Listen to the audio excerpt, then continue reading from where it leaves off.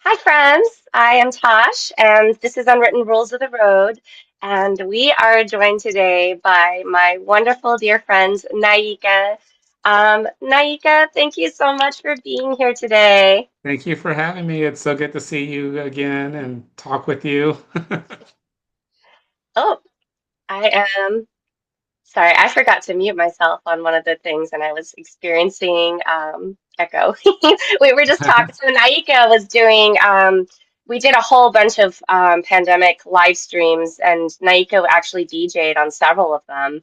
And we were just talking about the fun of all the tech that goes behind live streams. So, so Naika, how are things? I see you have some really exciting events coming up. You just put on some amazing shows. Yeah, Yeah. yep. I've got all kinds of things always going on. Probably not as much as people want me to do. I'm trying to be a lot more selective. But yeah, we've got some pretty good shows in different places is what I like the most is that I can say that we do it in different places for different people, different audience, different styles of music, expanding what we used to do as HaVoK and just presenting it in a broader form. I mean, like you were talking about when we used to do the pandemic, we DJ'd online for a while. We did an Alice show. We did lots of Alice shows. You guys should check that out, by the way. I appreciate the love. I love the shirt too, by the way. I'm wearing the shirt. Oh, that's some love. I get so many compliments on you guys' shirts. Actually, I rediscovered this one. I usually wear the other two that I first Mhm. got, and I was Yes. like tearing my closet apart looking for which shirt I'm going to wear. Who am I going to promote? Who am I? I'm like, naturally, I'm gonna wear my Alice shirt. And then I'm like, oh, I forgot about this one. I hadn't had this one in a while. Oh, I love it so much. Oh, They're yes. all so good.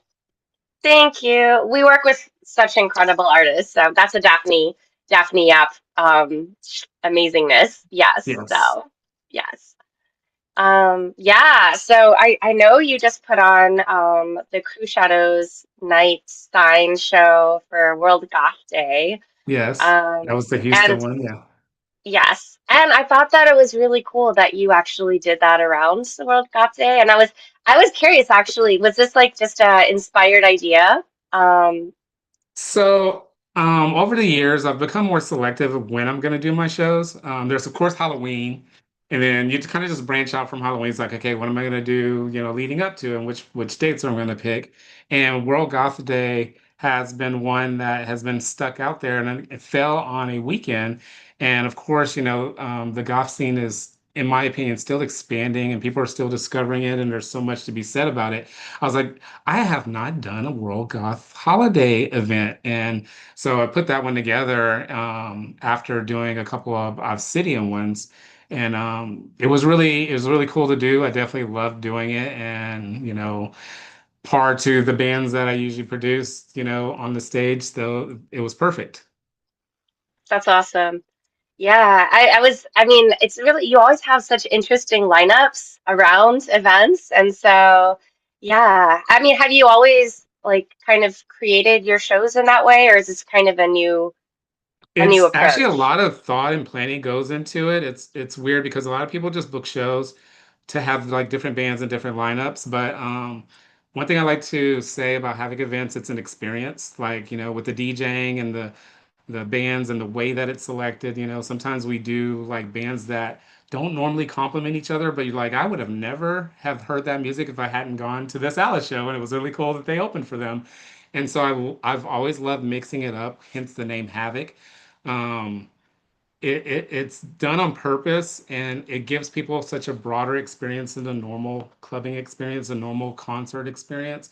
A lot of times we pay a lot of money to go to um, these large venues and go to concerts, and it's like, where's the dancing in between the bands? Where's they're socializing and stuff, and there's going to get your drinks and all that. But a live DJ would be really awesome right about now until the next band. So that's the way we go about it. That's awesome. And you mentioned that you've been branching out into different cities as well. Yeah. One thing about doing is I have a lot of contacts with a lot of other cities, which, will lead me into some of my future stuff I'm working on. Is people don't realize how much we communicate behind the scenes. Like when we know like a big headliner is coming through, They're looking for all these dates. Like when by the time the audience sees that flyer that's got all the tour dates, there was probably like 6 months of communications with all those venues to get that flyer done. So yeah, it's nice having multiple locations to be able to help that chain. We kind of do that naturally, but I like hopping around and doing the different locations more than staying in one place. I've always been good at it, so I kind of like just dive into doing it more now. Yeah, that's awesome. Like, did you primarily start out in Houston? Yep. Yeah. Yep, Houston was my start. It was quite accidental. I did not look to get into doing this. So how did you get into it? So I did a lot of club flyers. My primary skill is marketing, which I love, and I've marketed corporations, oil and gas business, finance business, mom and pop businesses, bands, nightclubs. So I got into it by doing marketing for a nightclub. I usually don't tell the story, it's funny. Um, and they spent like $20,000 on a college night grand opening. And at the time, I'd been designing flyers for a lot of Houston's clubs, the Roxy, and I worked at an advertising agency, and that's literally all they did was like flyers for the city on a weekly basis. And it was back in those days where like the flyer was the thing to have. Hmm. Um, and this, I had my marketing company in the back of a nightclub, actually. He offered me space, a good friend of mine. He had a massive space in Houston called Club Space. It even had a library in the club. It had like 3 rooms, a library. Like it was the kind of place, 24 hours, you can just enjoy yourself and unwind. Really cool place. So I had an office in the back of this place. And we went to this Asian restaurant that was selling sushi, and they spent like $20,000 on their college night grand opening, and they brought me in to be a marketing consultant, and they're like, we spent all this money, we're going to do the grand opening, but we want you to do, all the flyers and everything from moving forward. Well, I went to the opening and I was very excited. I was like, cool, this is going to be a cool new client. And then like 2 people showed up. So I was like, oh my God, I'm so sorry. Like I would have told you $20,000 could be spent in so many other ways, but they're like, do you want to throw a party? And I'm like, they're like, we don't know what to do. Do you want to throw a party? And I'm like, I know a good amount of cool DJs and people that need the opportunity to present themselves. I'm like, I will absolutely throw a party in your sushi restaurant, on Chimney Rock in Richmond and Houston. I know there. I know that place. Yeah, yeah. I booked my first band there. Sarah from Shock was my first band with Asmodeus X locals. And it was really good. I think we had like well over 100 people on the first night. And just kind of started from there, as like snowball rolled down the hill. Wow. And so you were hooked at that point. Yeah, I'd always liked doing the marketing for it has always been my passion. All the rest of the stuff kind of, you learn as you go.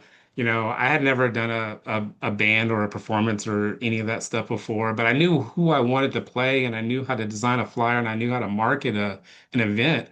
And yeah, it happened to work out pretty well. And there's a lot of different methods to making it work besides just designing a good flyer and putting a nice band on there. But you know, it became, I don't know how many years ago I even started that now, like 20 plus years, since Yeah. that happenstance situation.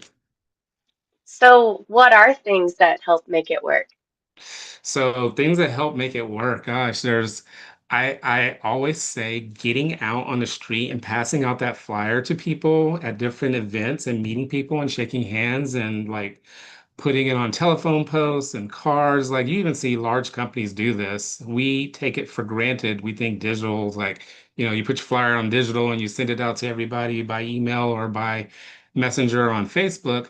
They're going to get it and they're going to come. And then it's like, no, they'll come more when you go to, this other band's event you're checking out, and you shake their hand, you hand them a flyer and say, come to my event. That's always worked really well. That's Yeah, they really, yeah. one thing I like to try to do. I teach my team to do this. When I can't do it as much, other people that work with us, they do it. The bands do it. You teach bands to do it as well. So that's one of the things. That's awesome. So Davey Demon H Town says, I did that canvassing last night. Good job, Yes. Davey. Davey and I have been talking a lot lately about how to do this. and he wanted my help, and I'm sorry I haven't got back to him too much. Like I've got a lot on my plate. I literally just got back from traveling from some shows, and we were talking about it, and I got him a show at BFE.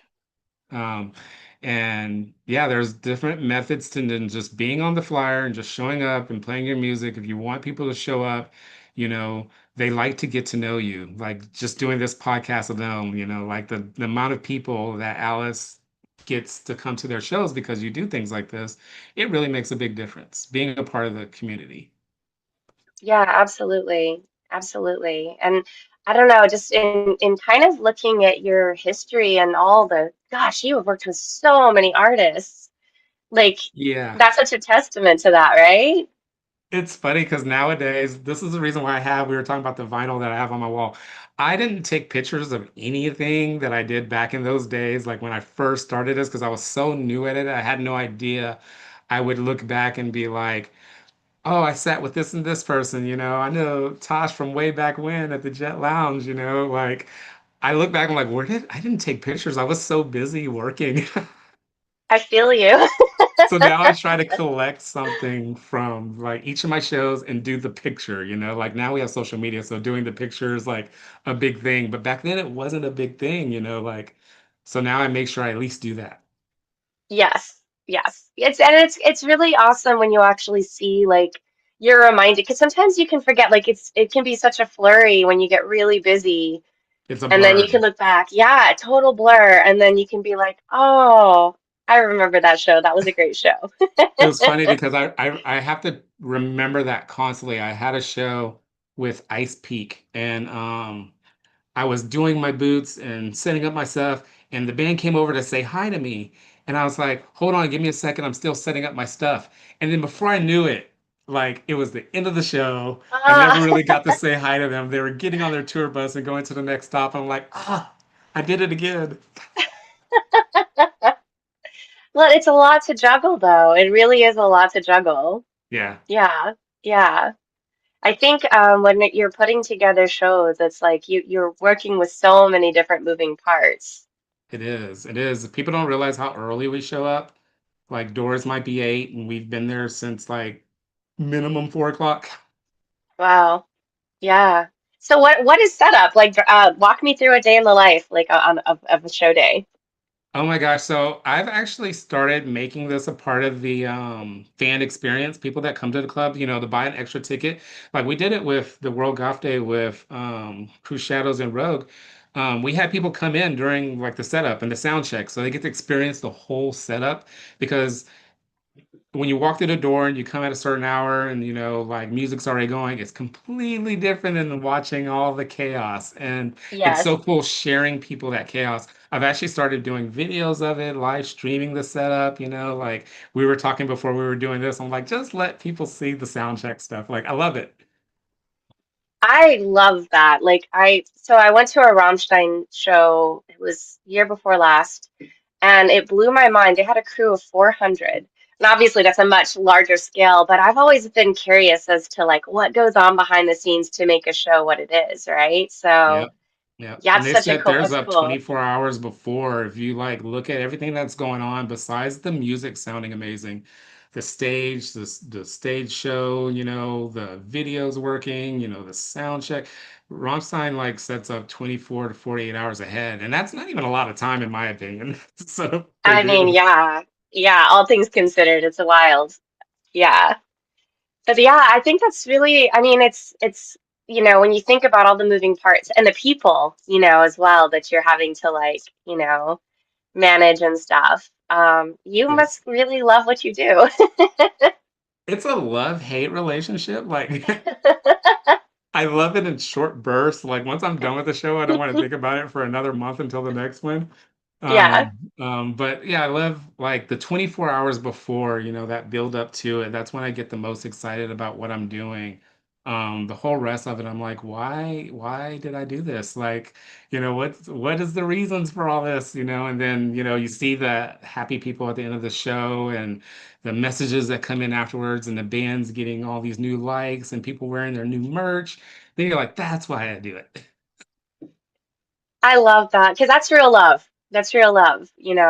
The love for Um, music, music is yeah, very unifying. absolutely. Yeah. I mean, I was curious like how you discover music because I mean you really have like quite a diverse catalog that you play that you work with. So yeah. You have no idea. I have so much music. That's another reason why I got into this is before I did club stuff, while I was doing the club flyers, I owned a website called Realm Gothica. It was very popular, being a marketer, I designed a website in the vein of music that I liked and stuff that I liked. So I did interviews, kind of like this podcast on um, musicians, writers, artists, and models. And I did that every week. I would do somebody. And one of the things that inspired me to do that is like, I get free music. I had people Nice. sending me music all the time to my PO box, and there was so many to do reviews. I still have all that music to this day. I collect music. I love music as much as I can get my hands on. I have a file cabinet full of CDs of burnt music and things people have given me and just a lot of music. Like I love having it. I love being able to play it. I love being able to teach people new music that's out there and where it all came from. And it's so great now that it's digital. It makes it so much easier. Yes, absolutely. Oh, it's so cool. I'm sorry if I mispronounce this, but I think it's Fuse of You. Said Naika gave my progressive metal band our first show in Houston way back in the early 2000s, and I've been a big fan of his ever since. I love that. Yes. I'm very proud of him. I'm working with him. He's actually in the Shadows, the band that I'm working with Oh, right now. nice. And Yeah. so, yeah, that's how far we go back. Tosh, you and I go back a long ways. Like, Hmm. oh, people have no idea the stories of, when you first came to Houston to play for a show with us. Look at you now and all the stuff, the technology and where we are. Yeah, it's wild. I mean, I really love it's like talking about the music community, like the community aspect where you make real friendships and well, I like to think of it as chosen family as well. Right. But it's awesome because it's like when you get to see your friends like growing, and you're growing in tandem with each other, where you're like, oh wow, look at this cool thing that you're doing right now, and then you get to grow together too. So yeah. Yeah, yeah, and you support each other and help each other out. We're still doing that same thing, putting him on stage way back when, putting him on stage every chance I can get now, and like we're doing it more on a business level now, to the point where all the contacts that I have and the other venues that I talk to, I'm like, this is the bands you should be putting out, and whenever you got a headliner coming through, here's a good opener for you, and exchanging that information. It's funny because John with the Elysium in Austin, he and I used to do that on a regular basis. We talk, talk, talk, Oh, talk.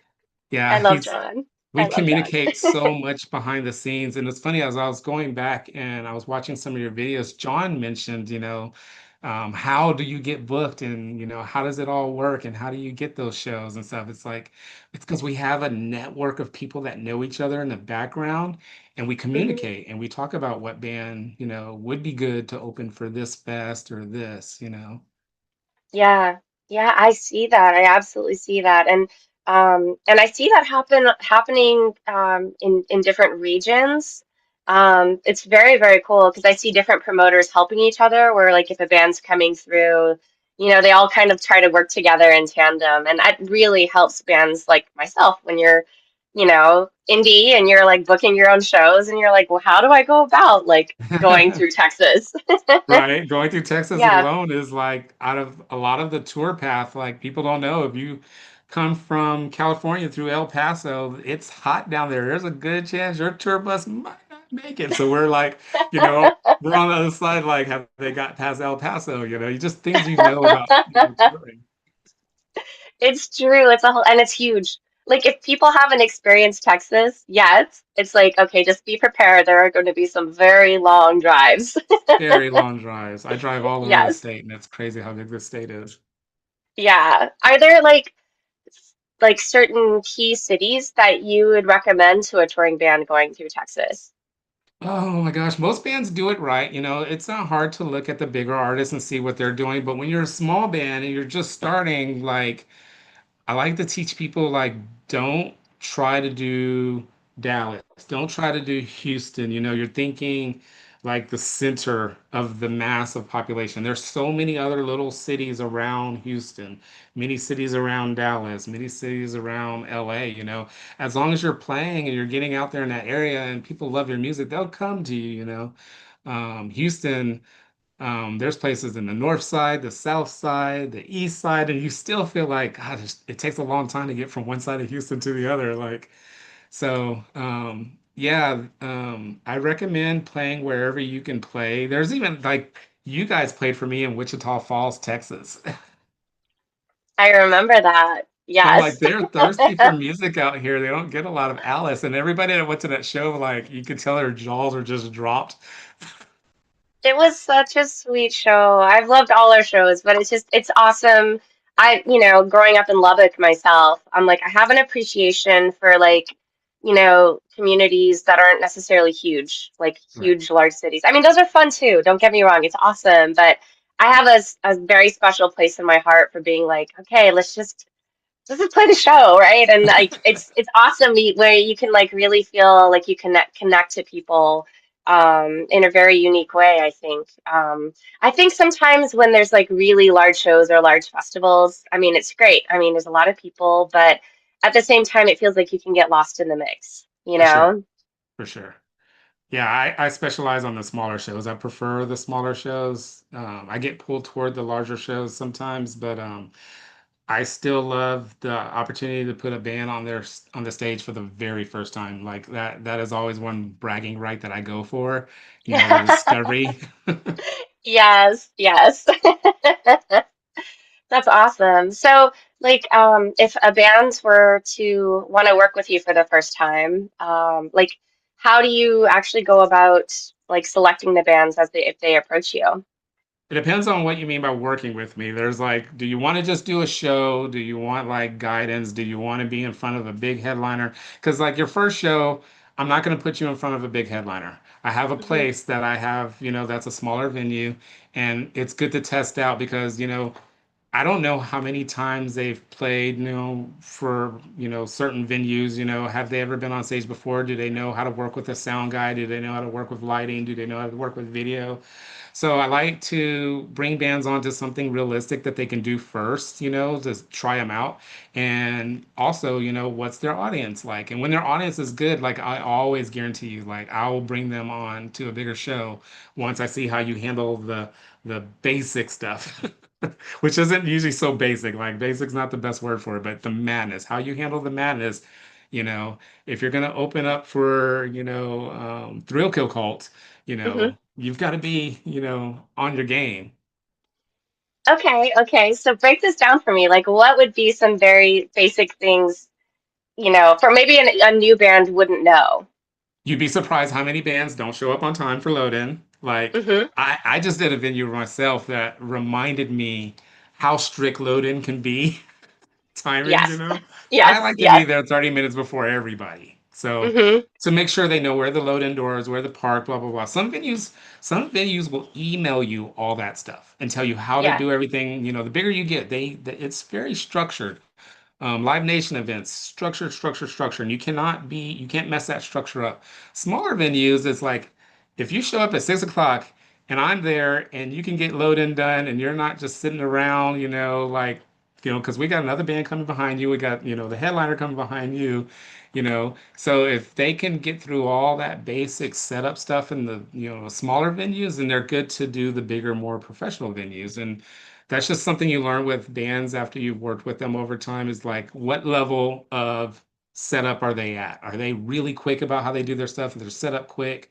Do they know how to do it without help? Have they played this venue before? They know where the door is. They know how to, where the Hmm. green room is, who the sound guy is, the whole process. Yeah. And it's funny because like I was thinking about the very first show that MKIO did. And it was at the sports bar and we had never played a show. Well, I had never played a show. John had played many, many shows before because he was in like different punk and metal bands. But it can be very daunting when you're learning all this stuff for the first time, Yeah, I There's a love certain that etiquette. experience. I love that experience of watching them learn it all for the first time and then, learning from their mistakes. There's always mistakes for almost every show. There's always something that goes on. And it's like, how do you handle that? How do they handle that? And we had a show recently in Houston, the sound guy didn't show up, Okay, yep, yep. That happens. right? Things like that. So You know, what do you do? how was that handled? Yeah. So one of my bands actually jumped in, Bug from Synthetic Messiah. He's a sound guy, so he jumped in and ran sound for us. But it made his performance kind of like not as good because he set everybody else up. So he did Right. me a huge favor by doing that because I can do sound, but I'm not the best at it. Like that's not my forte. But you know, Yeah. things like that, you learn how to roll with the punches pretty quick. And I don't think he's even played that venue before that situation came up. So Yep. the bigger I think venues, it you really don't have that is. issues, but sometimes you even have those issues at bigger venues. So you got to It's learn how to deal true. with it. It's true. It's true. Like you said, rolling with the punches. If the power goes out, Power um, outage. You and I was thinking about this today when I had first did my show with Alice for the first time. It was in Houston, downtown Houston, and we had that like epic flood that night. Do you remember that? I do. Oh my gosh. Being from Houston, I'm like, okay, we're gonna be stuck here for a while. We could do our Yeah. show. There were some people that just wandered in, and we knew I was like, it's gonna flood hard downtown, and we are not going nowhere. But we Yep. could still do the show. And we did. And we did, and it was quite an amazing show. It was so fun. Yeah. Yes. I think at the heart of it, it's like I think if you still find the joy in what you're doing, like in spite of the bugs, Yeah. yeah, yeah. I know that sometimes it's like there can be so much stress involved, and I really think that one of the tricks is just being like, okay, there's this going on, there's this personality that's going on, and like how to navigate that, right? Yeah, it's personality management as well. It's like being the ringleader of a circus, the guy that's got the whip and the long cape. And then there's like the trapeze artist going on, and then the spotlight changes, and there's this going on. That's how I equivalent it, like to like just a controlled, organized circus, entertainment. Yes. Yes, it is definitely. I always said I was going to run away with the circus, and here we are. There you go. Master Helsing 8267 says, I think with food there needs to be allergy notices. With Yes, what? yes. With food there needs to be allergy notices. With food at the clubs? I think so. I think so. Oh, for Yes. sure. For sure. I'm Yeah. allergic to a lot of things, so believe me, I know. Yeah. And Davey Demon H Town says that's what Ing and I have been doing, smaller venues out of town and building our fan base. It's already helped catapult our stats when I review the chart and download activity. Exciting. That's awesome. The Yes. one thing I've noticed, I've been teaching a lot of the bands that I work with is I think you build up better by doing shows more out of town. There's a lot of bands that play in town every weekend. And it's the first thing I Hmm. tell them to do. Please stop doing that Yeah. because that tells your local fans that you're going to be literally playing the next week and they're just going to be like, oh, I'll show up later. You Hmm. know, um, Yep. work on the out of city shows. They're more fun. People come up because they know they don't get to see you. Like Alice comes to town, like, I know I'm not going to see Alice again for a year. So I Yeah. better show up. Yeah. Yeah. It's actually Alice doesn't play LA that often. Yeah. Yeah, we played this past month, and we played our album release show, but actually before that we hadn't played in LA for 3 years. Wow. So See, yeah, see, we've but been you guys touring are like the whole pros time. at it. You guys are pros at it. If you Thank guys want to you. learn a lot, learn from Alice and Tosh herself, get to know her, add her on her socials. I'm not gonna tell everybody to Oh, message you, but just watch how she does everything. She's a performer, she's doing these live streams, they've got the technology, they know how to tour. You guys are the full package. Naika, thank you. That really means a lot coming from you. You have awesome merch. You really are like the ultimate marketing guy. I'm like, I'm your promoter. yeah. Tasha's amazing. I can tell so many Oh, stories about how good of a performer you are. Like one of my favorite, I'll tell this, I've been wanting to tell this on a broad audience. Oh If you boy. can, as a promoter, get Tosh to do her cover of Rammstein's Angel for you. I used to make this a requirement at all my shows because whether they knew Alice or it was Mankind is Obsolete at the time, whether they knew you or not, when you ended the show with that, they were done. They were just like, when is she coming back? She was awesome. That ending was like, I'm like, yes, because I always throw that ending in. I know you always were like, okay, you're playing this, right? And I'm like, yes, we're playing that. Houston we're knows me we're very well. oh man, I we've always felt the love. We've always felt the love for sure. Yeah, yeah. Yeah. And that was a small little club that you played that in. That was Jet Lounge. It was a little small little place.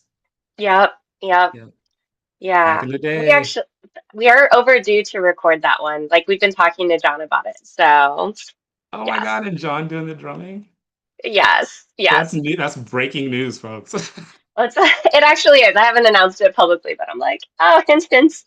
I love it. Everything you guys do is good. Like, I love all your works. Like, you have so many. It's hard for me to choose a lot of times when I'm DJing which of your tracks that I'm going to throw on. It's pretty broad. I mean, we've Yeah. covered a lot of different chapters for sure. Yeah. We're starting to make new music for our next album, and I'm just like, I don't even know what's going to come out, to be honest. I'm like, I have no idea. We're gonna see what happens. It'll be an adventure. We got to get somebody to interview you so we can hear your methods and how you guys even do it, because I don't think that's even out there. It's not. I'm like, I don't know. That'd be fun. Yeah. Yeah. Yeah. Yeah. Yeah. But anyway, back to you. Okay. I'm like, oh no, I'm starting to blush. I promote bands, and Alice is a You band everybody should be do. listening to. I appreciate that very much. Yeah. No, it's so awesome because I think I've seen the love that you have for bands, for music, and just like how much, love and enthusiasm you put into it. And it's inspiring because it makes us want to like rise to the occasion Thank when we you. get to work with you, where you're like, okay, he's enthusiastic about this. I want to be enthusiastic about this too, you know? Well, the fans are very enthusiastic about it. I hear a lot of input from them, especially as DJing. Like bands, talk to your DJs. Like you need to get DJs to be spinning your music and get feedback from them because they'll tell you exactly what people are liking, what part of the song they walked off, or did they come to the dance floor after they played a certain song.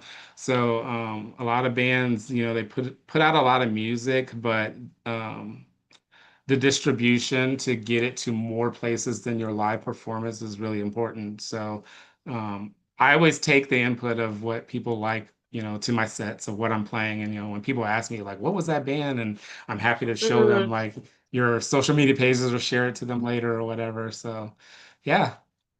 Yeah, that's awesome because I feel like that is such a great place to discover new music. Like when you go out to an event and you hear the DJ like spinning a song and you're like, what is that?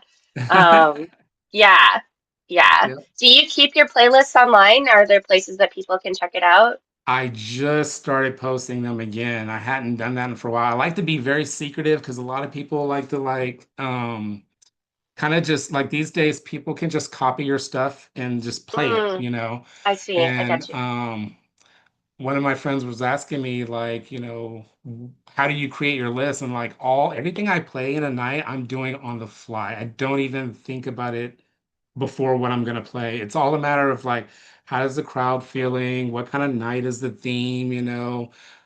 Do I see somebody wearing an Alice shirt? I'm gonna play them an Alice song or V&V Nation or whoever it is. And I cater it to how the night is. And I think like I've been putting them up more lately just because people have been asking me the names of the bands. But every DJ has a different catalog of music and stuff that's out there. So I'm trying to do it a lot more so people can like find that catalog of music so they know Yeah, what to listen to or what they liked, what they liked from a night. yeah. No, that's really great. I mean, there's some nights where you're like, gosh, I'm like, I was dancing the whole time, and you don't want to take the time to like ask about each song, but it's really cool to be able to look back and It's yeah. great. It's like something I found out late into the game because I swore I would never use laptops to DJ, and here I am. I do laptops. But the laptop records my whole set list. Like I can record the like everything about it, like what time it came on, the beats, and I can generate the list now. And back in the days, you have to write that all down. Like I played this, I played this. Now I'm like, oh, it's all being saved in my computer. Oh my God, this is easy. Yes, we love technology. Yes, like I It's love awesome. technology. It's I do crazy. too. Yes, I know. I've always like I've loved technology. I've always loved electronic music, DJ music, bands that use electronics. So yeah, it's Yeah. awesome to see like how things have progressed for sure. Yep. Yep. We live in good times when it comes to the We live in good technology. times. It's only getting Absolutely. faster. Yeah, it's true. So are you DJing in different cities as well? Are you traveling to different cities? Funny thing is, for a while I told myself I was just gonna focus on DJing, and I enjoyed it and was quite happy just showing up and playing music. But I love putting on shows as well. It's a which way am I gonna go kind of situation a lot of times. And one of the reasons why I formed the new record label is because eventually I'm gonna stop DJing. Like I keep telling myself I'm gonna stop just stop DJing and just produce from behind the scenes. I prefer that anyway.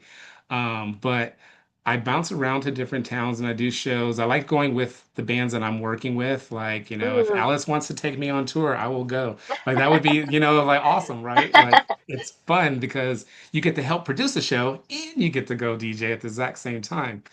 Yeah. So yeah, but I have to say, when I DJ, there's a place in Fort Worth I DJ at now, Jackie O's. When I DJ that place, I don't do a concert at the same time. Like I'm just pure DJ. And they're so receptive out there and such a good crowd, and I get to focus and throw out a lot of music. You'll see it out on my set list how much music I DJ in one night.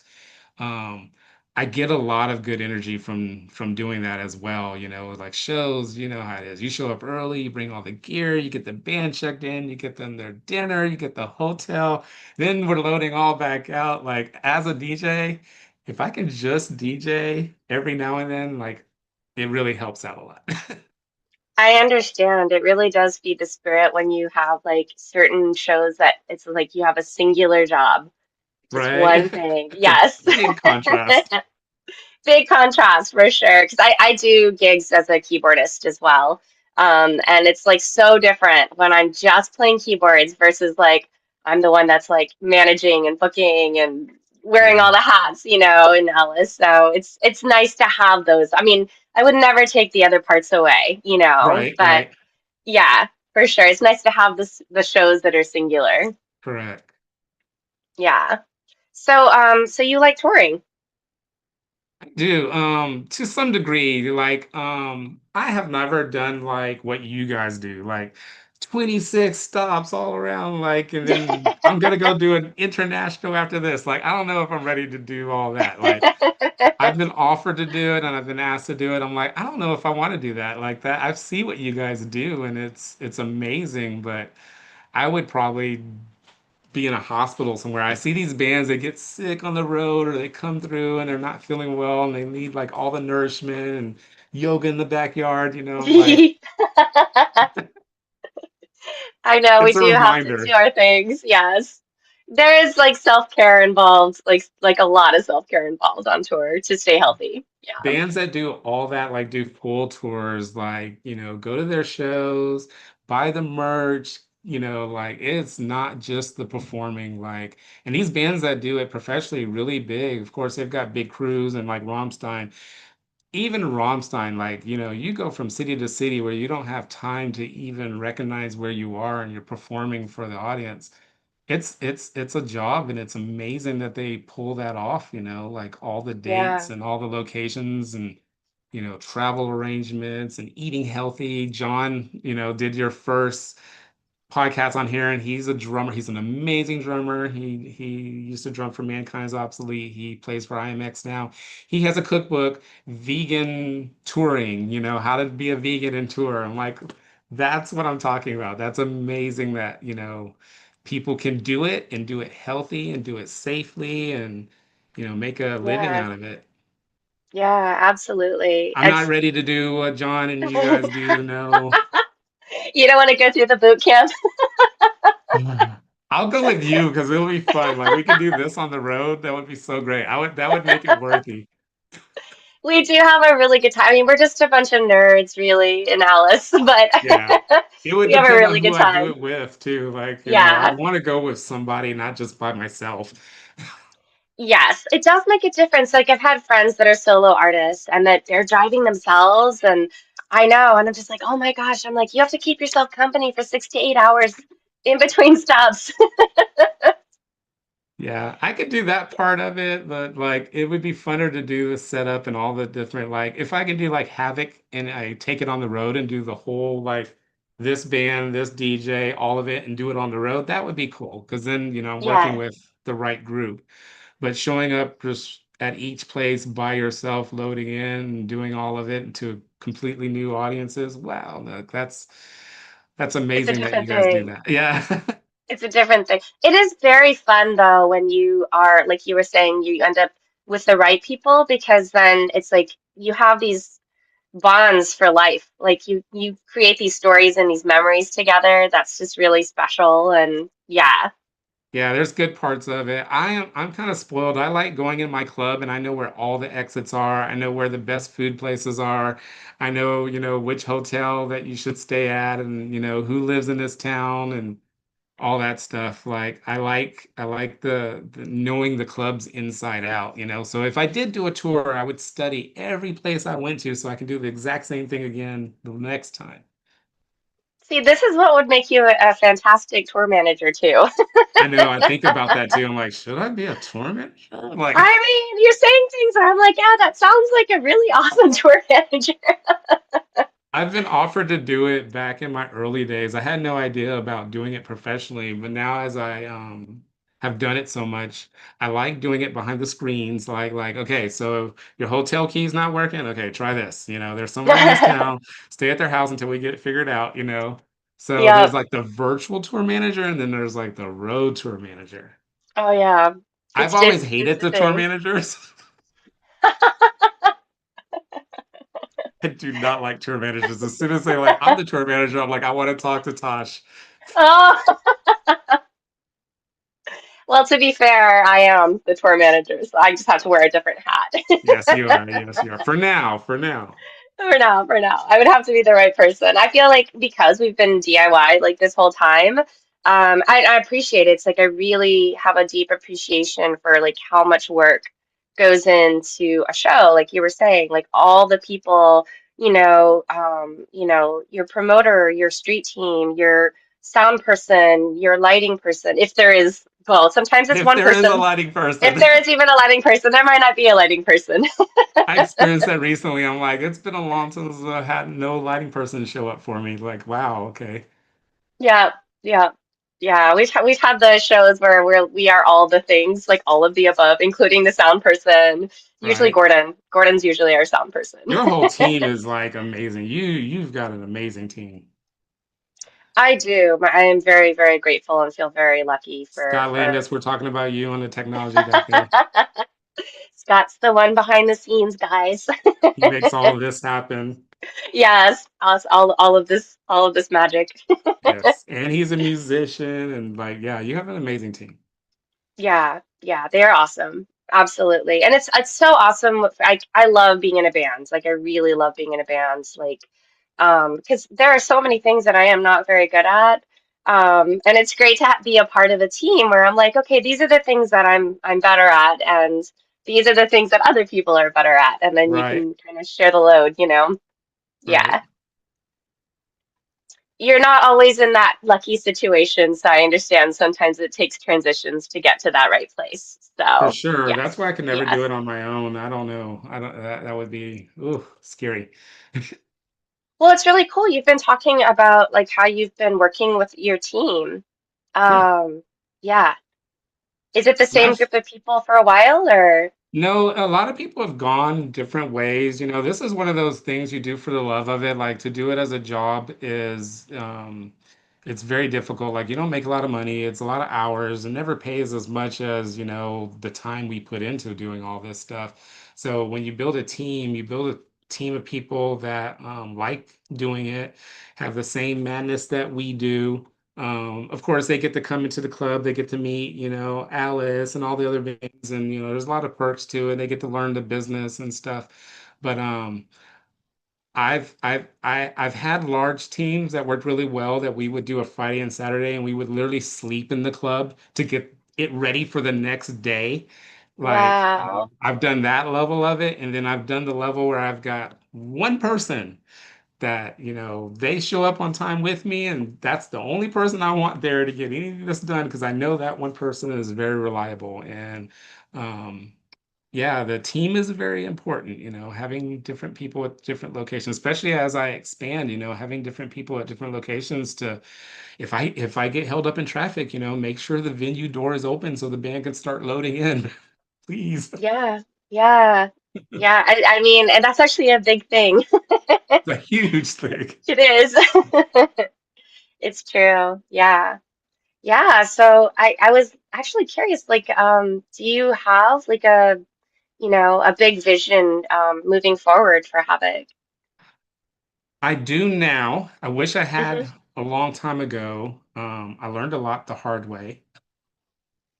Um, I like the idea of producing bands and having the record label doing all the same stuff from behind the scenes. Um, being, a lot of the record labels send me music. I'm on their distribution list.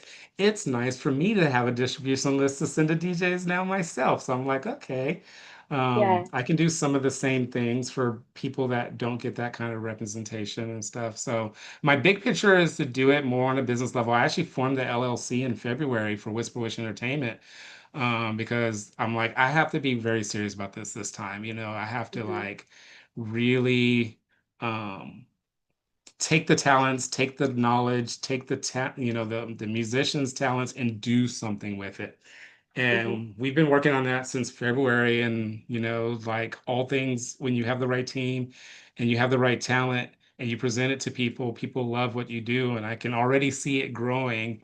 And, I wish I had been like thought of this back when I first, did the first show with you, when you were in Mankind is Obsolete. I had no idea. Like I had heard of you. I had your CDs, I spun it, people loved it. I'm like, I booked you. But now I'm like, if I had done things way more on a business level, how could I have like captured that ball of energy and helped it along the way at even more than just doing a show? So that's the Mm. stage I'm at now as far as big picture with Yeah. the bands that I work with, In the Shadows, Mike Terror, and Draco. I put them in front of bigger artists that match their sound, send them to different venues that I've worked with or that I've done research or we've talked behind the scenes, and kind of like, you know, helping smaller bands, take where they're at and help them to the next level and be that support. And it's like, oh, you're stuck in LA. Well, I know Tash is over there, and Yeah. if you can call her up, I'm pretty sure she can get you a DI box.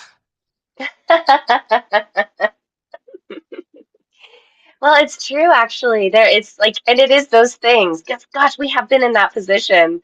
We're like, oh, Yes. we're in Albuquerque and we need a MIDI controller. So Yeah. yeah, yeah, totally. Yeah. Well, I So think that's awesome because like you were saying, like you've been taking all the things that you've been learning all along and able to apply it, you know, which I mean, you come, like you said, from like over 20 years of doing this. So yeah, yeah. I've got to use the yeah, knowledge to something good. I still want to help bands. I still want to see, those people get their first chance on stage. I still want to do all that stuff, even if I'm not there DJing it or I'm not there to help with the load in, I still want to somehow do it, yeah, you yeah. know. I mean, I Just love that. I love that. yeah. Every band needs like sometimes some help, like the first person to book them in the city, Yeah. to take a chance on them. Yeah. Well, yeah, yeah, you were saying like Rammstein, they've got like a 400 person team. I'm pretty sure that team has gone through a lot of stuff with them. Mm-hmm. Yeah, absolutely. Yeah. Yeah, I mean, gosh, I'm like, I think about like, some of our first shows in certain cities where it's like, a promoter or a DJ is taking a chance on you for the first time, or a venue's taking a chance on you for the first time, and and you're like, okay, well, let's figure this out as we go. And it's amazing when you have people that are along the way that like kind of help guide you, where they're like, hey, try out this, try out playing with this band or working with this person. Yeah. Yeah. And every city is so different. Like Texas, we like a certain kind of sound, whereas East Coast might like, certain stuff on the playlist versus West Coast. So there's like Absolutely. a lot of knowledge to who you're communicating with at all those different stops. Who are you even playing for? Absolutely. I mean, I think it's really awesome that each city has their own like ethos, each city where there might be like you might go into a city where they're like, we have no bands that are anything like you. And then you're like, okay, well, let's just play with a bunch of other bands and let's have a hybrid show and it's awesome, you I love the know? hybrid shows the best. Me too. Yeah. Yeah. Yeah, it's so great because I feel like then you get to listen, first of all, like listen to music you've never heard. Yeah. And yeah, it's really cool to like see that come together. So, but yeah, there's definitely cities where I think there's certain pockets where you're like, okay, this is a good dance night or this is a really good metal night. And Right. yeah, yeah, you just kind of learn it as you go. Yep. Yeah. So are you like helping them primarily in Texas? Or are you starting to look outside of Texas? Oh, definitely outside and all around Texas. I'm pretty aggressive with my booking. Like, I want to get them to the level of what you guys are touring. I'm actually going to present you with an idea after this. Because I know you're doing your tour next year. And you know how it is. You've got to plan around the weather. I can't send them to Colorado in the wintertime right now. Even though Colorado has that Oh, availability, you just can't do that. no. Gosh. Oh my gosh, Naika, we have learned the hard way so many times. So many times. Like certain places you don't tour in the snow. Just don't do it. Don't even In the try. summertime, you don't drive through El Paso in August unless you really have a good vehicle and you did your oil change. Yeah, Like, oh my gosh, it's so true. yeah, Yep. Yep. Yeah, yeah. there's So, actually a place in California that's like that. It's called the Grapevine area. mhm. And we've had a few breakdowns on the Grapevine, so learning the hard way. I'm sorry, you Yeah. were gonna say. No, no. I was just thinking, like, yeah, some of the locations are quite far, and when you book the tours, of course, you want to have all your dates that match each other and they're in a line and makes sense. I've had people that I see that come into the scene and are like, "Oh, I'm gonna like book these shows for you," blah blah blah. And I'm like, they're gonna have a nightmare of a time on the road because the way that it is, you're like zigzagging, you're not going from place to place. You didn't think about how big Texas is. You can't book El Paso the day after Houston. Not gonna happen. Oh, I don't care on paper, it looks like, yeah, it's in the same state. It's not gonna happen. oh. I mean, it could, but you will be very sleep deprived. Something's gonna go bad. Like, yeah, something just like have some flights ready or something. Oh man, yeah, we have made our share of like, like okay, this is a good lesson to learn for next time. Yeah. Yeah. Right now I'm Yeah. getting them used to doing around Texas, getting on the road. As it is, it's funny because some bands come to you and they want you to book them a whole tour. And I like to like see how the interpersonal relationship of the band is because you've got to travel with each other hmm on It's all these true. dates. Do you even like each other enough to make that happen? Uh, How that many is times such, yeah. How many times have we heard it on the news, like this and this band, the guitarist quit because they got into a confrontation, and you've got all these obligations, so just hanging out with your own bandmates is a challenge sometimes, like can you really do Yeah. that? It's so true. That is such a solid question. Because yeah, I mean, you're in a little box in a sense, like that's your moving apartment, with Yep. however many of you that there are. And yeah, I mean, you have to just kind of get used to being in the same space if you're not. Yeah, fortunately for us, like it's funny when we have new people that join us because being musicians, you would think that we're blasting music 24/7 in the van, but it's very quiet. Like we're all in Very quiet. headphones. It's very quiet. Like we're all like individually in our own space. Like it's super chill when we Yeah. travel. I'm actually the same way when I'm not doing shows. It's funny because I don't listen to a lot of music at Hmm. specific times, especially leading up to a show. I want that quiet because it's like, the quiet before a storm feeling, or you're just Yeah. getting your zen, or you're holding all that good music in to let it all out. I get the quiet part on the road, yes. Yeah. Yeah. I don't know. I think that you need your space in between, especially if you're gonna, have that energy. Yeah. We're gonna stop Yeah. here. We're all gonna go for a walk, and I'm gonna go up to Yes. the top of that hill, and then we can carry on. I think it's really cool like how you were describing how you put together your DJ sets because it feels like it comes from a place of intuition and like feeling the room and so I imagine like you have to be really switched on, right, to have that level of awareness.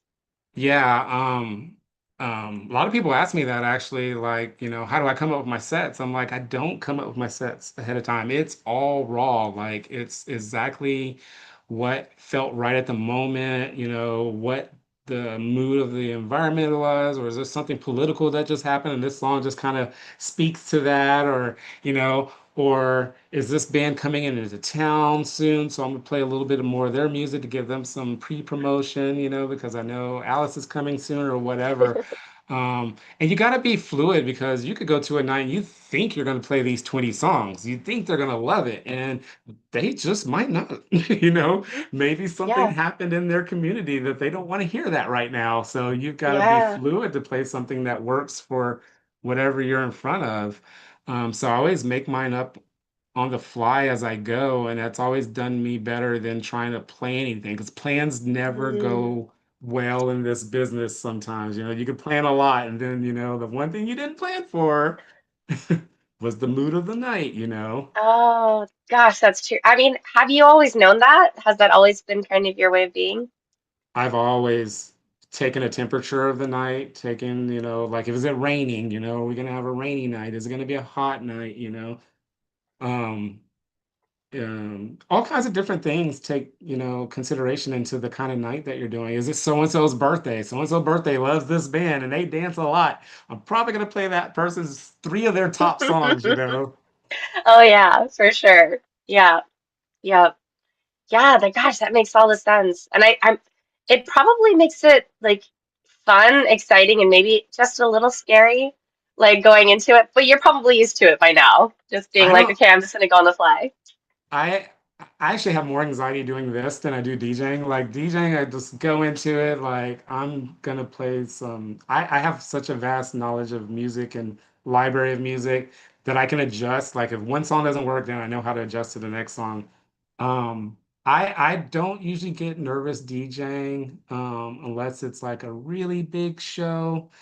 And then like maybe by the time I am more nervous that my laptop's not gonna work, Okay, like yeah, technology yeah, stuff. Not what yeah. I'm gonna play. It's more like, okay, does the sound guy gonna show up? Does he know how to like play through the right speakers? Is my monitors are gonna work? Did I bring my lighting? You know, Hmm. things like the Yeah, technology part makes me nervous. The actual playing the music, no, the music's great already. yeah, yeah.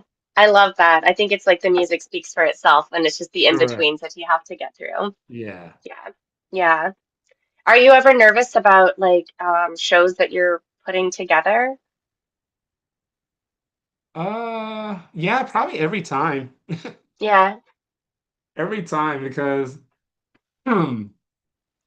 another thing when you're doing shows, you have to make sure, especially in shows in towns as big as Houston, you have to make sure there's not another show going on that night that, Oh. you know, if if Jack White is playing at White Oak Music Hall or whatever, it might hit a damper on your emo night that you're doing or whatever.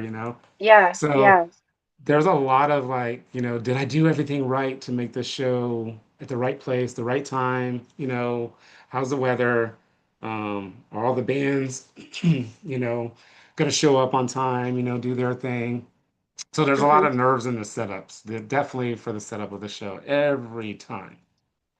Yeah. Yeah, I can see that. Yeah. And I mean, gosh, it's like you can try to align everything, and then sometimes, like you were saying, things will still happen, no Every matter time what. something happens. Every Yes. time. Like, I could make a bingo card. It's like, what is the thing that happened this time? Oh my gosh. Yeah, pick one. Is it going to be technology? Is it going to be Yeah. weather? I am very happy Yeah. when the sound check's done. I'm like, yes. Yes. Yes. It's kind of like at an airport when you finally checked in, you're like, okay, we just have to get on the flight and we're good. Yeah. Yeah. As soon as we're in the air, Yeah. we're on our way. Yes. Yes. Totally. Yeah. Yeah. I think it's really awesome though because it's like I feel like as a promoter, like, and as a DJ, it's like you get to meld both worlds and you understand like both sides of the coin as a both a promoter and somebody that's performing and knows what it's like to have to be on stage. You know, like feeling the energy, curating the music, all of that. So I think it probably gives you a deep understanding of the artist, you know? It does help. But then I've met people that are very compartmentalized that are good at just promoting. For instance, we Right. had Jane St. James came from Party Monster to one of our events, and he's not a DJ, he's pure promoter. He is a showman. Like he has the ability of talking to everybody in the club in the night twice and remember everything he talked to them about in the previous conversation on a personal level. I am not that good at promoting and knowing people and doing that part alone. Like, so thank God I can escape to the DJ booth and do Yeah. pieces that I'm good at, in different times. Yeah. But there are some Yeah. people that are just gifted, there are people that are really gifted at just DJing. There are people that are Hmm. gifted at performing, in a band, and there's people that are gifted at being just a promoter, and sometimes I wish I would just stick to one thing. Yeah. But I feel like it makes life a little more interesting when you do get to like, you know, Interesting is make, definitely, yeah, yeah. If you yeah. like life interesting, be a promoter. Yeah. So if you were to give some advice to people who like want to start promoting, for the first time, like how would a person go about starting? For the first time, I don't know. For Hmm. the first time, I don't remember. I would say find a team that's already doing it and somebody to mentor you and to not try to like create the event from A to Z yourself. It's Hmm. gonna drive you crazy. You'll get burnt out so quick. You'll be like, I don't know if I want to do this. But if you join a club or a team that's already doing it and learn to roll with that team, you're gonna enjoy it so much more, and you're helping a good cause. And one thing I like to always tell people that do promoting is you get into all the shows in the clubs. Like, That's you know, true. Yeah. Yeah. That's if you can't true. afford to, pay the ticket to go all the shows and all the music you like, such as I love a lot of music. I cannot go to every concert I want, but I definitely, from what I've been doing this, John was, one of the first people. When John would come to town, he would message me and say, "Hey, I'm playing for this band. You want to come over?" And I'm like, "Absolutely, John, I'm there." Oh, I love that. Yes. Yes. And John drums for like every band at this point, Every band, like, pretty much. Yes. I know. I know. It's like okay. It's kind of a concept. Do you know Eric Gottesman? He plays keys yep, for Area. yep, It's yep, really funny when we all intersect at festivals because it's just like, okay, guys, how many bands are you playing in for this one? yeah. It's funny when I Yeah, book a band and then I see the member or some of the people, you think of, the headliner, but then you're like, okay, different band members switch out sometimes, or they've increased the band and now they've added a new person, and Cyclone 9 had Tim Skold in it when I did go around. Excuse me. I had never worked with him before, and he came through with Cyclone 9, and nobody told me that he was on that lineup. yeah. Oh, really? Yes. Like things a promoter would love to know. Yes, yes, that's true. I think sometimes when you're in the forest itself, you don't think about the trees, so it might have Yeah. sort of probably slipped their minds. Each of the band members are celebrities of their own right, so they have different crowds that they pull. Like IMX is coming in town. Oh, you remember John, from Mankind's Hmm. Obsolete? He's in IMX. Come see them. Like, then I get more people. Oh, John's there too. Like, yeah. Yeah, it is. It is. I think a lot of musicians might not think about that as well because it's just sort of like, you get focused on the project that you're a part of, Yep. right? So you don't really think like, oh, yeah, there's these other things that can help the promoters promote the show. So, Correct. yeah, Correct. Yep. yeah. But it is cool, like we were talking earlier about like when you see, because I mean, I think the first time you worked with John was with Mankind is Obsolete, It and then just to see was. the trajectory and to be like, oh wow, that's so cool that, you know, Every he's time he out comes to there. town, I make a point of going to whatever band he's in or whatever show. I try Oh, just to go see him. I'm like, yes, IMX is playing, and they're a really awesome band. You should definitely see them at IMX. But I'm going to introduce you to John. yes, yes, that's awesome. That's awesome. See, and that's what I'm talking about, like the friends and the communities that you meet. you Correct. know Correct. yeah, like it's like when we've played with certain bands and we become friends with them, like no matter what project they end up in, it's awesome because it's like anytime they come into town, if I'm in town, like I try to like catch the shows, so Yeah, you've yeah. got multiple projects, like, it's not always just Alice come in town. You could probably do another Mankind is Obsolete tour, and then, I'd be like, I am definitely down to go see that because they haven't done that in a while, you know. Yeah, you never know, you never know. We've been, it's been a thing where we were like, we'll chew on that. It'll happen, it'll happen. I know it will. Yes, yes, yes. It is very fun to sing the music because it's like very different energy. Yeah. But yeah, I do really enjoy getting to sing with the guys and we did get to do a couple of things with John. Like we did a memorial show for one of our friends and we did some of the live streams with John. So we have done some Mankind stuff, but yeah, that's something we've all been talking about. We're like, okay, we need to figure out how to align because it's like we're always on tour, like all of us. So Yeah. it's like, okay, when are we all not on tour that we can do a thing? Yeah. I know the Yeah. process. I've listened to you guys and how you all arrange your tours long enough to know this is probably coming eventually. Yes. Yes. Yeah. It's like it's interesting because one of the things you were talking about is like don't tour Colorado in In the December. winter. Right. And then, but that's true of so many regions. Like we learned the hard way, don't tour Northeast because like we toured New York in December. Never Wow. again. Wow. Yeah, wow, I know. It was an idea. It was a thought, and we did that. So that happens. Yeah. But yeah, so there's just certain times that make more sense for people to tour. I've talked to different promoters about this too, where it's like, okay, there's certain months that are like really heavy with touring. Like I know for Texas, like South by Southwest, like it's crazy. And it's really hard to find shows, even if you're not a part of South by Southwest during that time, Yeah. just because it's like flooded. Yeah. So, Yeah. If you want to yeah. play Austin during South by Southwest, it's going to be very difficult. But what I tell people, it's not impossible either. There's so many, everybody's coming to Texas for music. Just play one of the other towns, like. Hmm. Yes. Yes. But it's a matter of lining up your tours because there's so many bands that are touring like at that time. Oh yeah. So, Oh yeah. yeah, Yeah. yeah. Yeah, it's pretty crazy because you really do have to like plan like months and months and months in advance when you're putting together a tour. So, Yeah, a year yeah. in advance for the most part. If you want to do a full tour, definitely you have to do a year in advance. The short stops, the 6 months out works really well. Of course, like if a really good band messaged me and they said they wanted to play next month, I could probably make it work. But, like I prefer at least 2 months, 6 months, 1 year, that's very common. Yeah. Yeah. I think it's like yeah, it's a good thing to have an idea of time frame, you know.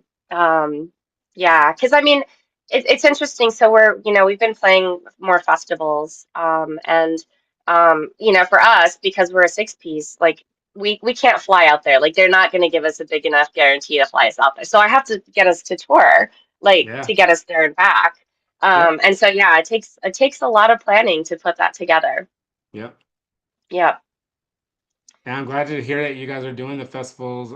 That's one of the things I'm working on is connecting with more festivals as well, to kind of jump on doing more of those kind of things as well. The kind of the same progression you're going through, you can't just do the tour, the festival. You also have to have like a plan on getting there. And I see more bands doing that really well these days. So kudos to you guys. Like I've seen you grow so, like from a baby to doing your festivals now and the live streams. It's just amazing that like I know that I was one of the first people to bring you to Houston and Texas. Yes, yes. And I'm very grateful. No, it's awesome. Like, little Lubbock girl, never in a million years imagines ever being able to play some of the places and have those experiences, Yeah, and you're and from I, Texas. I tell everybody, I'm like, she's from Texas. yes, I am a Texas Everybody gal. knows, everybody, you've got the LA vibe so well now. Everybody like, doesn't she live in LA? I'm like, they're always in LA, yes, but she's from Texas. I She's one of am. us. I am. Yep, yep. And it's really funny though because telling you that I think we play more in Texas than LA.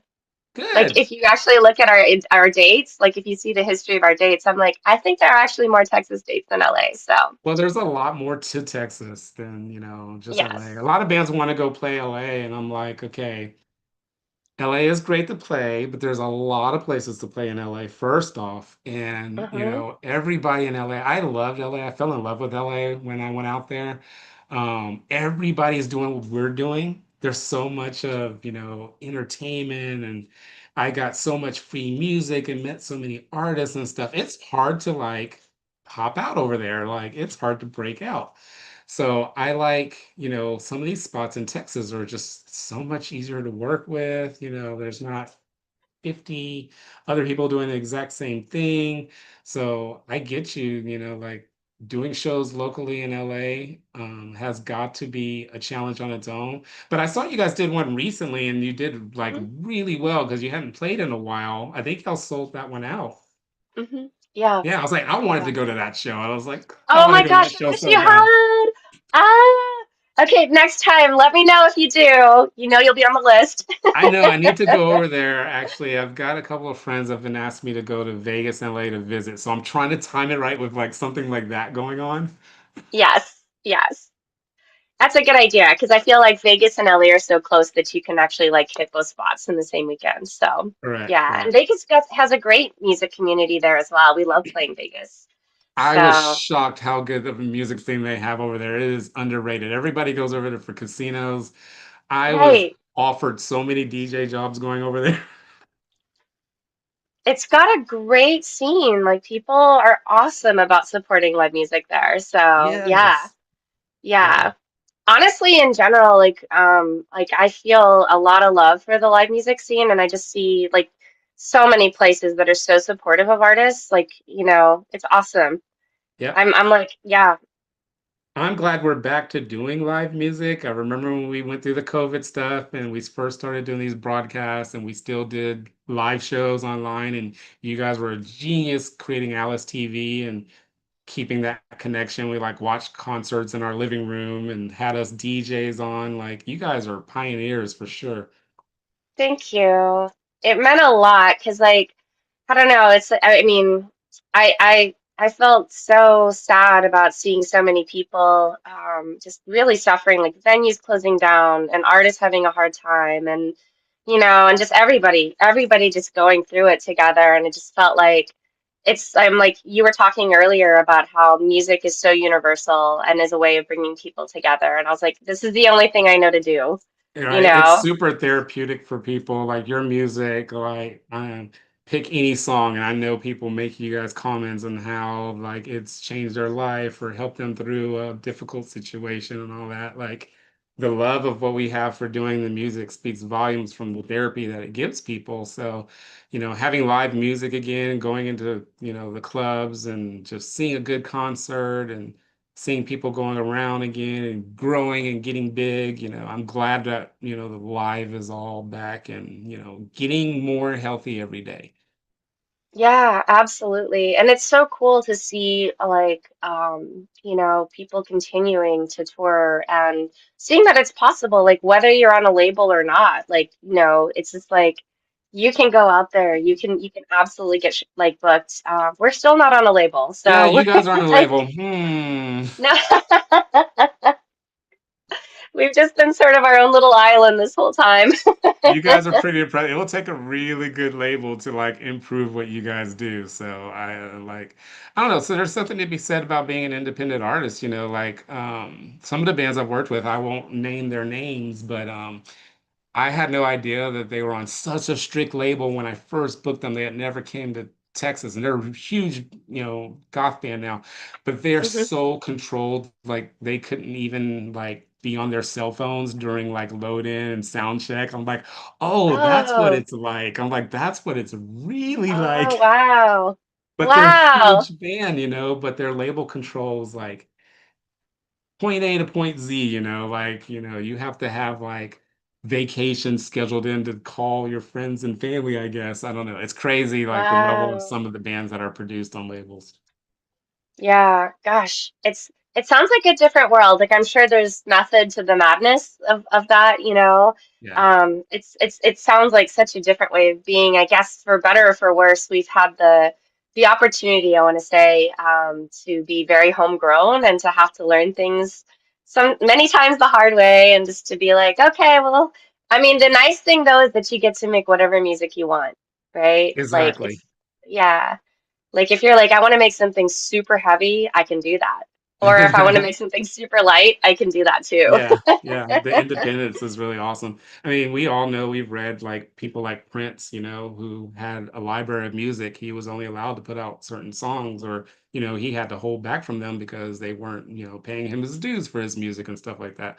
So, yeah, the big labels can definitely tamper down what an artist wants to do versus being independent. So, it's a wide range.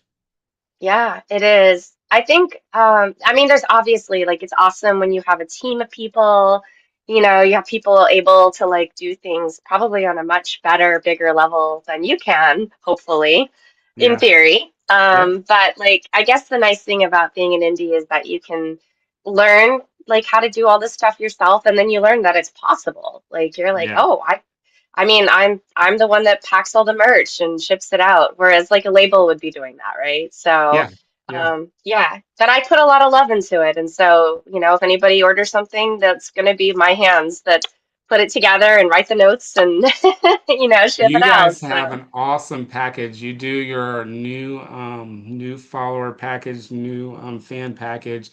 They get like a free package. I don't know if I'm like giving away the farm, but they get like the Alice armband, some other stuff, the teas, and a personalized letter from you guys. Like, and you're doing all that yourself, like she said. She's doing it all herself.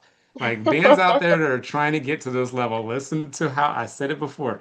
Look at how Alice does all their stuff, and remember, they are doing it with their own team, their own band members, each doing a role to make it all work. And you guys are playing festivals now and stuff. So thank you, Naika. Like, that's yeah, that's the it's template you need right there. Is just watch the people that are already doing it successfully. Yeah, I mean, like yourself. I mean, it's like the fact that you're still, you're still doing this and you're doing it at a bigger level. The fact that you've been branching out and you actually are like taking on different roles. I think that's awesome because it's like I feel like if you stay stagnant, like it's like I can see why people end up dropping off. Like, it's like you lose a spark for wanting to do it, you know? Yeah, if you stay stagnant and you do it, like I like residencies, I like doing it at the same venues, but I have multiple venues, so I kind of pick and choose which show works at different venues. And that keeps it very flexible for me. But I did a night for 2 years. It wasn't even related to our music industry for 2 years, every Friday and Saturday. And I want nothing to do with that again for quite a while because like I did it Oh, yeah. it was a college night and it was a Right. popular college night. It was amazing. I have like a whole different fan base of people from a college night I used to do. And I did it every Friday and Saturday for 2 years straight. And it was crazy. But like I get PTSD from like even thinking about doing that again. That sounds intense. That's a tour in and of itself. Oh my gosh. It was an amazing night in Missouri in the middle of nowhere, but they were very supportive, good college town. They had a street of clubs, so there was like maybe like 12 clubs all on one street, and ours just Hmm. happened to have a garage door that would open up. So I got to Yeah. blast my music out into the street, and like you give me the space to play louder, and I will do it. And people were like dancing in the club and right out front in front of the club like almost every weekend. Like it got crazy. And Yeah. it was such a doing it every weekend. Like it was good to have the routine, but man, like I don't know Oh if I my could do a gosh. place for 2 years straight. No, because that really, that's a lot. It That's a was a lot. lot. All Yeah. of your weekends spoken for. Every weekend, like think about like you Hmm. want to go hang out or you got a birthday thing you want to go do. No, I have a 2 year residency that I did like for 2 years straight. Wow. Oh my gosh. But you must have grown so much because I find that when you do an intense anything, you grow. Oh It's yeah, like, like yeah. DJing alone, every time you touch it, every time you do a crowd, every time you do a night, like it's like every time you perform, it's practice. It makes you better for the next time. So it definitely made me better at a lot of things doing those nights. And every time I go and DJ or do a show, I learn something I didn't even know about something that happened. Thought I knew everything. Not necessarily true. Every time you still have things to learn. Okay, so from your last show, what did you learn? Sound guys might not show up. Like I've been learning this lately. This has been a thing Okay. lately. Like I don't know what it is with Mm. sound guys, but the sound guys have been usually I have amazing sound guys. Don't get me wrong. I don't want to like Hmm. talk bad about sound guys, but life happens and sometimes a sound guy might not show up or they might send you a brand new sound guy that has really never done this before, but he's learning because our show is not as big as the stuff they usually do. So, Right. you know. Yeah, yeah. So that is when you learn how to run sound on the fly. Yep. Yep. Yeah. Yeah, I mean, I know Yeah. enough to be dangerous, but it's not what I want to be doing in the night with 3 bands that I booked. No, yeah. Well, and I mean, it's like, honestly, I really do look at the sound engineer as the extra person in the band. Like, it can make or break your show. Yeah, You know, like if somebody really knows and deeply understand like the world of sound and they get your vibe and they're like, okay, this is what they're going for, like, oh, it's amazing, absolutely yeah, amazing. yeah. The Yeah. next time, all my sound guys that do an amazing job for me, because I've had some amazing sound guys that have taught me a lot, I'm going to give them an extra tight hug, and you know where it's coming from. Yeah, yeah, absolutely. Yes, it's so appreciated because gosh, I'm like on the flip side when it's not so great and it's like, whew, that's painful. Like when I have the whales, like the mic that just cannot stop feeding back. And you're like, Oh oh my God, no yes, matter where I stand, I need to just go stand in the corner now. that's one of the first things I learned how to do with sound is like when you get that sound, that high pitched sound, it just won't go off for the world from your Hmm. microphone. Yeah, that's Yeah, one of the first things I learned. yeah. Don't point your mic at the speaker. Yes. Yes, Or it could yes. be the ring on your finger or the jewelry or Yeah. something minor that is just bothering you all night if you don't figure it out. Oh yeah. Yeah. So I saw that you have several events on deck actually that are coming up. Um, I I, partner with venues and I do my own. I have I've been trying to focus more on my bands, the record label bands, and booking their stuff. But then people are like, "When's your next show?" And I'm like, "Oh gosh, I guess I still have to do shows too." So So I've been liking that I go with the bands on their shows, and it kind of yeah, like I get to get that tour management experience as well as DJ right. at the same time. So I'm doing a little bit more of it that way, and it tends to like get multiple things done at once. But now that they've gone out a few times, I'm like, okay, you guys can go. I don't need to go with you, like there's there's learning both roles. Is the on-site tour manager and there's the virtual tour manager. So with my shows, I'm trying to scale back on my HaVoK shows and only doing the selective ones that I want to do. For instance, Halloween. I've been working on Halloween since February, like Halloween, Hmm. Halloween, Halloween. I always love doing my Halloween shows. Um, I have Nitzer Reb is coming. They're doing a tour. Kurtz Mackey and Sign is on that tour. I know you had them on here I've had them both on. recently. Good people. They're in Such good Austin. They're right people. next door to me. It's funny. I went to Austin for a completely different show, and Curse was playing next door. And John's like, "Hey, Curse is playing next door." I'm like, "What?" That's awesome. I love the small world. I really do. Yeah, yeah. So that and Curse and I started talking then, and before you know it, here's this show, and Curse is on the lineup. This is why the communication happens because before you know it, you're working with them, and Hmm. it was really good that I just happened to bump into him and Sign at that show because I had booked Sign for one of my masquerade balls in Houston a year before, and I hadn't got to see them again. And I just bumped into them at that show, and I'm like, "Oh my God, I got some shows coming up. I would love to have you guys open for these shows." And they came and did one of mine recently. Sign did the Curve Shadows one, and then of course they're on the Nids Rep tour. So it's like, okay, the same people I've worked with before are on the same tours that are coming around. Makes it so much easier. Absolutely. Absolutely. And especially it's like if you have good relationships with them and you like working together, it makes all the difference for sure. Yeah. And then Yeah. there are shows that are coming around that I'm just promoting, which is like I've been asked, can you just promote the show? Like we don't need you to do the whole setup. We would love you just to promote the show. I'm like, absolutely. I love just doing that. So there's some that I'm just promoting, and then there's some that I'm producing. So I'm like exploring all the different levels of it, and trying to do it more as the record label and not Mm, as much as production company. I love seeing all yes. the new production companies that are popping up and helping them out and working with them and getting my bands to work with them and taking a step back a little bit. Well, it probably frees you up to be able to focus on the things that you really are really charged up about. Yeah, and I've got like a residency DJing in Fort Worth now.